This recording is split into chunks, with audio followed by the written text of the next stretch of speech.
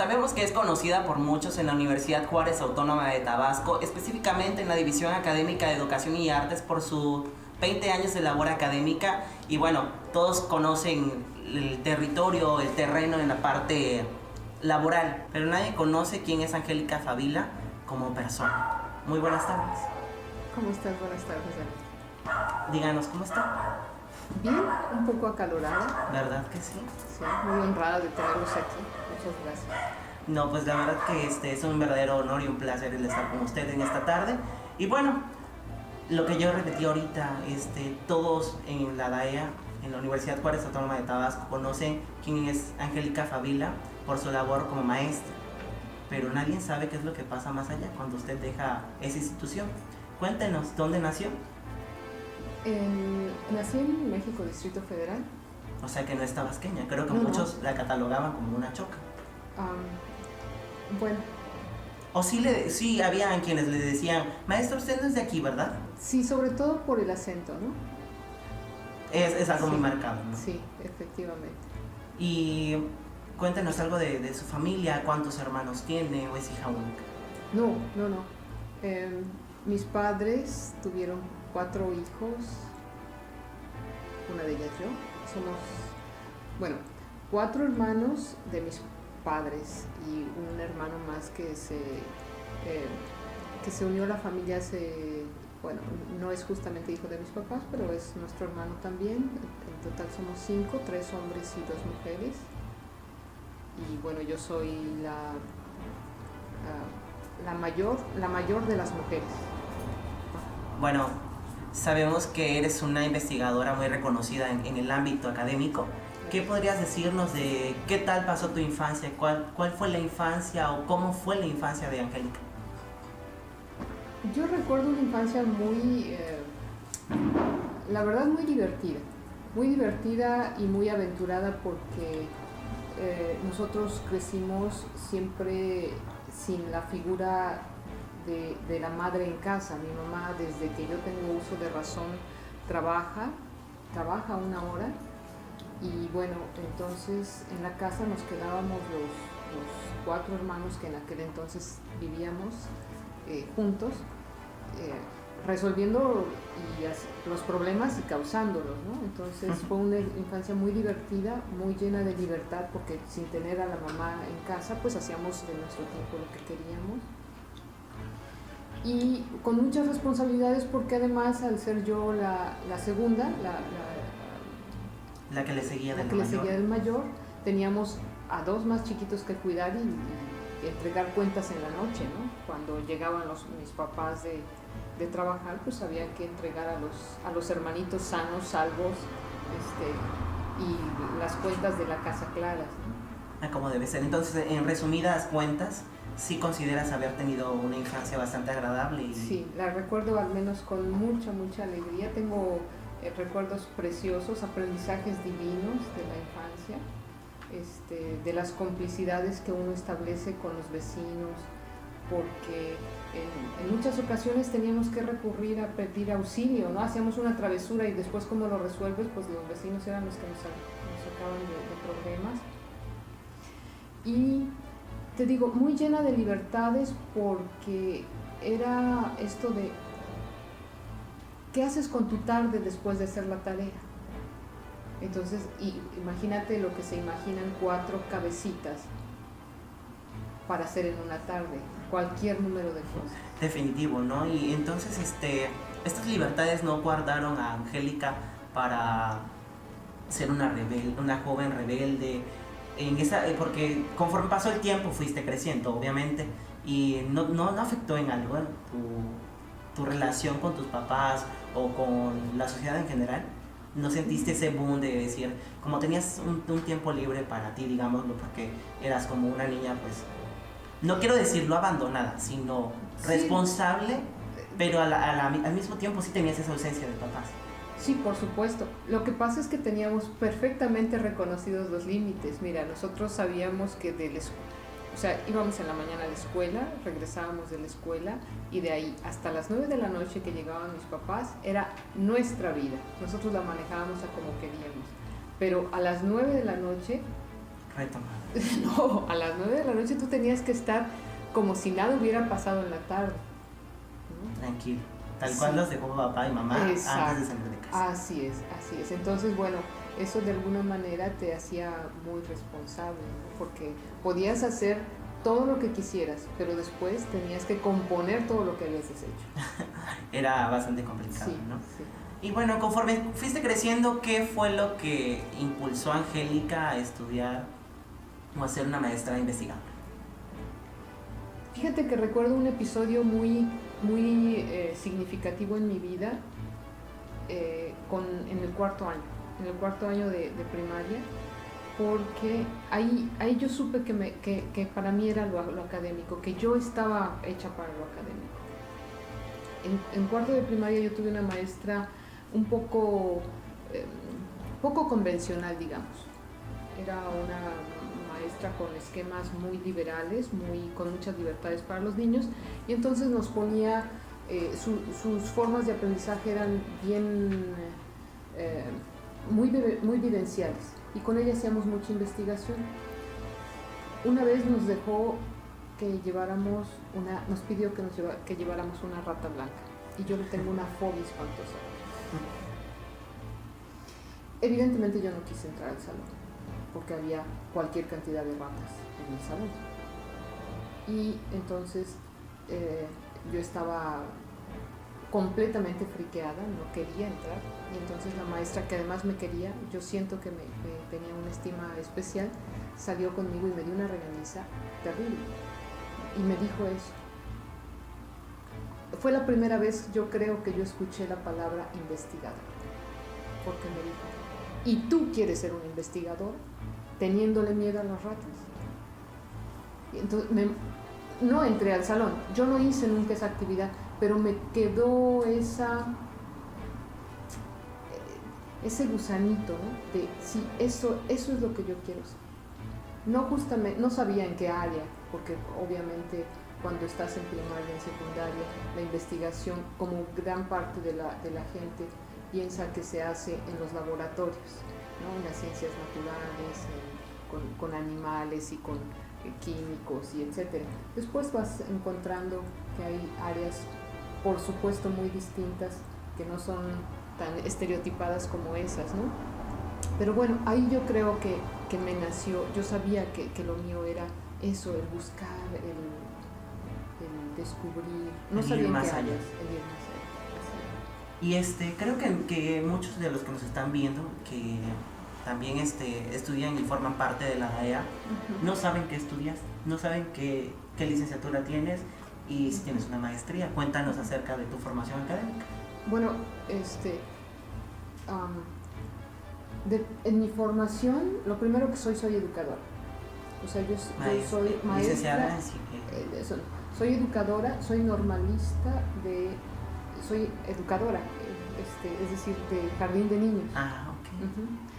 Después estudié la licenciatura en comunicación mientras trabajaba. Todo esto en el DF. Todo, sí. O sea, yo salí del DF una vez que terminé la licenciatura. En comunicación. En comunicación en la Universidad Autónoma Metropolitana.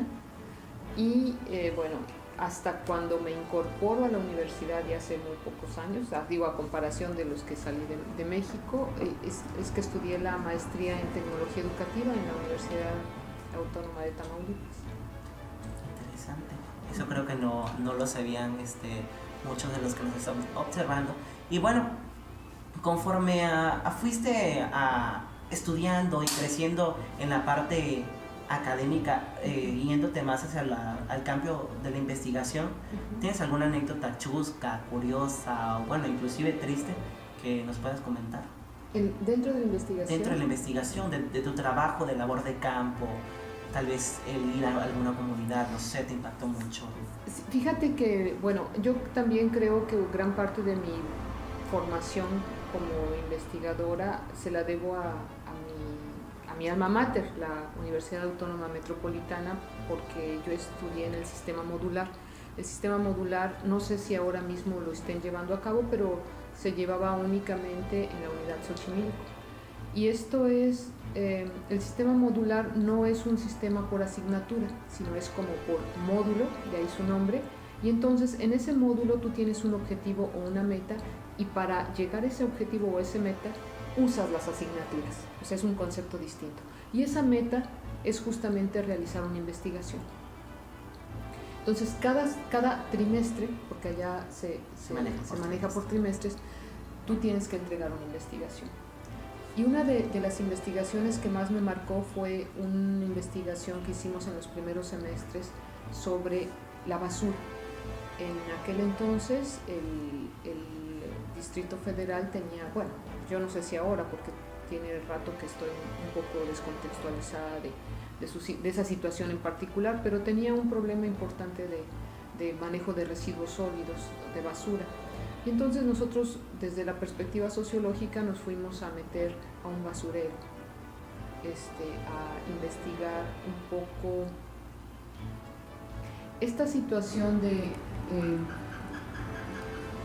cómo se podía aprovechar o cómo siendo el negocio de la basura un negocio que había dejado ricos a mucha gente, quienes había que ir allá, y ellos, los pepenadores, viven en la basura, así, literal. Entonces, para mí fue fue vencer muchos miedos a lo que le temes y al contacto con la gente, porque de repente en la sociedad somos mucho de poner estereotipos, ¿no? Y entonces vemos, por ejemplo, la gente que está separando basura y eso, y automáticamente los tachamos como de sucios, como de malandrines, como de delincuentes, etcétera, etcétera. Y no, uno se va dando cuenta que, bueno, es una condición que les tocó, o que por X circunstancias del contexto de la misma situación social que vive el país, bueno, alguien tiene que hacer. Y conocí gente bien interesante, porque incluso en su manera, cuando platicas con ellos, tú ves que es gente pensante, por supuesto, que piensa y que tiene sueños y que tiene una crítica muy severa al sistema, etcétera, etcétera. Esa fue una de las investigaciones quizá que me marcó más. Okay. Has estado mencionando esa cierta fobia o pavor, o miedo, no sé, bueno, creo que es una fobia, ¿no? Más bien, yo digo que sí. Hacia las ratas. ¿Tiene alguna justificación el por qué? ¿Desde pequeña tuviste algún caso de que te pasó sobre los pies? No, fíjate que eso hace justo una semana alguien me decía eso, ¿no? Es que tienes que encontrarle la justificación, y no, realmente no la sé. No la sé, le he preguntado a mi mamá si ella recuerda alguna mala experiencia, ¿no? Y bueno, ella no lo recuerda, y si a mí me pasó, seguramente yo en mi inconsciente lo borré. Claro. Como cualquier cosa, ¿no? Que el ser humano borra lo que a veces le molesta y pues no quiere recordar lo que le hace daño. Así es. Bueno, en esta parte del proceso de crecimiento, de cambios, de ideologías y de todo lo que tú quieras, ¿hay personajes que marcan la vida de Angélica? Sí, cómo no. En cualquier sentido. En cualquier sentido, en lo sentimental, en lo laboral, lo profesional, en lo familiar. ¿Tienes alguien que tú quieras compartirnos la anécdota? Bueno, no hay anécdotas, porque creo que cuando te impacta una gente, te impacta justamente por su trayectoria, ¿no? Porque le notas algo, no por una escena que pasa en tu vida. Entonces, bueno, familiarmente, por supuesto, mi madre es un personaje valiosísimo para mí. Es una persona no solamente llena de amor y de cariño, sino de dedicación a su familia. Y es un ejemplo de trabajo. Para mí, mi madre es un ejemplo de trabajo. Creo yo que en ella pudiera centrar el personaje familiar. Y de otros, bueno, por ejemplo, en la escuela, sí, varios maestros marcaron mi vida. Esta maestra, Tere se llamaba, no recuerdo su apellido, de cuarto año, fue muy importante para mí. Fue en la secundaria el maestro de matemáticas que nos dio en el último grado, el maestro Omar, también gente muy importante que te enseña el valor de las cosas. En la universidad recuerdo mucho a Teodoro, el maestro Teodoro, que era productor de radio, por cierto, que a quien yo creo que le debo, Teodoro Villegas, le debo mi amor al radio. Yo trabajé algún tiempo en radio, es el medio en que más me he movido, y creo que se lo debo a él, ¿no? Por cómo nos guió en ese módulo de radio que llevamos en la universidad. Pues, bueno, ya para finalizar, cuéntanos actualmente cómo está emocionalmente Angélica Fabi. ¿Emocionalmente? Emocionalmente. Se me ve bien, ¿no? La verdad que sí, bastante bien. Fíjate que no suelo tener muchos exabruptos emocionales, ¿no? Realmente soy una persona bastante tranquila, sí. Y si los tengo, prefiero no mostrarlos mucho. Coincido contigo. Y bueno, ¿estás actualmente en qué área de la escuela? Bueno, sigo dando clases en la licenciatura en comunicación. Ocasionalmente me llaman a colaborar en la maestría en docencia, en donde doy ahí una asignatura de tecnología educativa. Y bueno,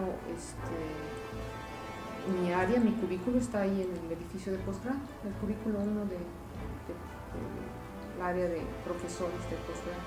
¿Ahí de qué te encargas? ¿Cuál es tu actividad, cuál es tu función en ese cubículo?